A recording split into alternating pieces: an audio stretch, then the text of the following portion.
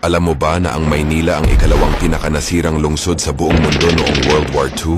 Noong 1941, sinakop ng Japanese Empire ang Pilipinas. Ginawang headquarters ang Maynila, habang libu-libong Pilipino ang pinahirapan at pinaslang. Pagdating ng 1945, bumalik si General Douglas MacArthur para sa pangakong I shall return.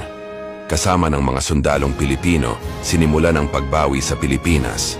January 1945, umatake ang mga puwersa ng Amerika patungong Maynila.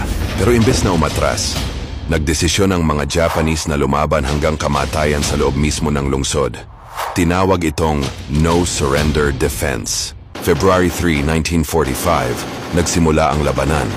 Nagkaharap ang Amerikano, Pilipino at Japanese sa kalsada, gusali at simbahan. Ginamit ang mabibigat na bomba, tangke at artillery. House to house ang bakbakan. Nasira ang buong Maynila, Intramuros, Escolta, Malate, pati simbahan ng San Agustin. Pinakamalupit sa lahat, ang tinatawag na Manila Massacre.